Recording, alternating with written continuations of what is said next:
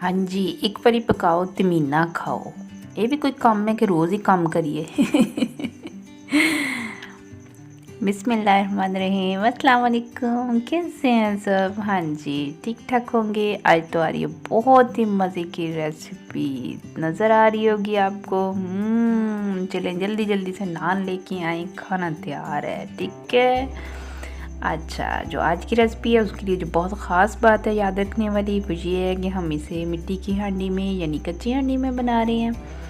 इसमें आपने आग को बहुत ही कंट्रोल रखना है, क्योंकि कच्ची हांडी जब एक बार गर्म हो जाती है तो फिर ये बहुत ज़्यादा तप जाती है और इसमें खाना जलने का अंदेशा होता है। इसलिए आपने इसकी हीट को बहुत ही कंट्रोल करना है। आप ये देखेंगे मैंने तकरीबन 2-3 जो पकाने के चम्मच हैं वो ऑयल के डाले हैं। इसमें तकरीबन 2 के करीब मैंने मीडियम बारीक चॉप करके प्याज डाल दिए हैं। ठीक है ना।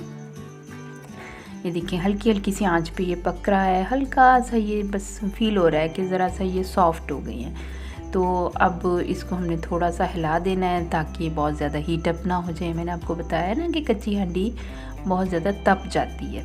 ठीक है। ये देखें कितने अच्छे से सॉफ्ट से हो गए हैं। अब इसके बीच में हमने 1 चम्मच भर के टेबल स्पून जो है लहसुन अदरक का पेस्ट डाल दिया है। आपको जितना पसंद है आप उसके मुताबिक डाल लें। फिर इसको थोड़ा सा हम फ्राई करेंगे इसके बीच में। ठीक है। 2-4 मिनट में ये बहुत अच्छा सा फ्राई हो जाएगा, बड़ी अच्छी सी इससे खुशबू आएगी। तो उसके बाद बीच में हमने डाल दिया है तकरीबन 1 बॉल के करीब, या समझ लेंगे 2 मीडियम जो टमाटर है उनकी प्योरी बना के। मैंने इनफेक्ट फ्रीज़ किए हुए थे इसलिए मैंने उसकी प्योरी डाली है। तो आप ये है कि चाहें तो फ्रेश जो टमाटर हैं वो काट के डाल दें। बट ये है कि इनको जब हमने पकाना है ना तो अच्छी तरह से मसाले में मैश कर लेना है। बेसिकली ये हमारी जो ग्रेवी बन रही है ना, ये बड़ी स्पेशल सी हम ग्रेवी बना रहे हैं, क्योंकि इसकी जो हमारी आगे इसमें जो कुछ हम लोग डालेंगे ना तो उसको आपको पता चलेगा कि वो जो इंग्रेडिएंट है मज़ीद हम इसमें ऐड करेंगे उसका टेस्ट कुछ और होगा और इस ग्रेवी का एक अलग से टेस्ट होना चाहिए। देखिए इसके बीच में हमने थोड़ी सी डाली है लाल मिर्च, थोड़ी सी हल्दी, फिर इसमें गरम मसाला जाएगा और इसके बीच में मैंने ज़ीरा पाउडर डाला है। आप अपनी मर्ज़ी के मसाले भी ऐड कर सकते हैं। फिर ये है कि इसमें आपने बस अपने ना जायके के मुताबिक हल्का सा नमक और काली मिर्च ऐड करना है। एक बार याद रखें कि इसमें हमने ज़्यादा मसाले नहीं डालने। ठीक है। हम जितने भी स्पाइसेस में ऐड कर रहे हैं वो जस्ट जितनी ग्रेवी बनेगी ना हमारी उसके लिए इनफ होने चाहिए। हमें ये पूरी जो रेसिपी है जो हम इसमें और चीज़ें डालेंगे उसके लिए हमें मसाले नहीं चाहिए। ठीक है ना। हमने सिर्फ ग्रेवी का मसाला तैयार करें और ये ग्रेवी ही के मुताबिक होना चाहिए। आपने इसमें ज़्यादा नमक मिर्च ऐड नहीं करना। अब इसमें मैंने हल्का सा पानी डाला है। पानी ये है कि थोड़ा सा इसको हम ढाँप के पकाएंगे तो सॉफ्ट कर देगा और बड़ा अच्छे हमारी मैश करने के बाद अच्छी सी ग्रेवी बन जाएगी। ये देखें 4-5 मिनट ही कवर करके रखें तो बहुत अच्छा सॉफ्ट हो जाएगा। ये देखिए आप कि ज़रा भी ये जल नहीं रहा और बड़ा मध्यम मध्यम सा पक रहा है, क्योंकि हीट को बहुत कंट्रोल करके मैंने ना तकरीबन मीडियम लो और कभी कभी इसको लो भी कर दिया आप थोड़ी देर के लिए। अब इसमें 1 बॉल के करीब मैंने दही ऐड किया है। आप चाहें तो टमाटर और दही जो है वो ज़्यादा ऐड कर लें। जब ये पूरी रेसिपी तैयार होगी तो आपको ख़ुद ही समझ आ जाएगी कि आपने ग्रेवी किस टेस्ट की बनानी है। ठीक है। ये देखिए अच्छी तरह से इसको बीच में मिक्स किया है। मिक्स करके हम इसको दोबारा कवर करेंगे थोड़ी देर के लिए। उसमें ये है कि पानी इसका खुश्क हो जाएगा और बड़ी अच्छी सी ग्रेवी बन जाएगी। उसको हमने कवर करके रख दिया और अब जो हम दूसरा इंग्रेडिएंट इसके लिए रेसिपी के लिए तैयार कर रहे हैं वो झटपट तैयार हो जाएगा। ये देखिए मैंने थोड़ा सा चिकन लिया है, उसमें अपने टेस्ट के मुताबिक लहसुन, अदरक, हरी मिर्च और लाल मिर्च ऐड की है। ठीक है ना। बोनलेस चिकन लेना है आपने। और इसमें थोड़ा सा आप प्याज ऐड कर लें। मैंने तकरीबन 2 के करीब मीडियम प्याज बीच में ऐड किए हैं। और हरा धनिया ज़रूर ऐड करें। और हरा धनिया एक बार याद रखें डंडी समेत आपने ऐड करना है। डंडी का तो फ्लेवर ही बहुत अच्छा होता है। बीच में थोड़ा सा पुदीना ऐड कर लें और बीच में आपने काली मिर्च का पाउडर डालना है। अगर आपको कुछ और मसाले चाहिए तो आपकी मर्ज़ी आप वो डाल लें। और इसमें मैंने थोड़ा सा नमक और 1 टेबलस्पून के करीब चावल का आटा डाला है। 2-3 चम्मच तेल के ऐड कर लें। उसके बाद आपने इसको बारीक पीस लेना है। अच्छी तरह से पिसा हुआ होना चाहिए। ये देखें कितनी देर लगी है। दूसरी तरफ हमारा मसाला जो है वो तैयार हो रहा है, फाइनल है बिल्कुल, वो कवर करके रखा है। और यहाँ पे हमारे कबाब रेडी हो गए, झटपट से कबाब रेडी हो गए। अब आप इनको अपनी मर्ज़ी के मुताबिक शेप दें, सीख कबाब की तरह दे लें अगर आपका जी चाह रहा है तो।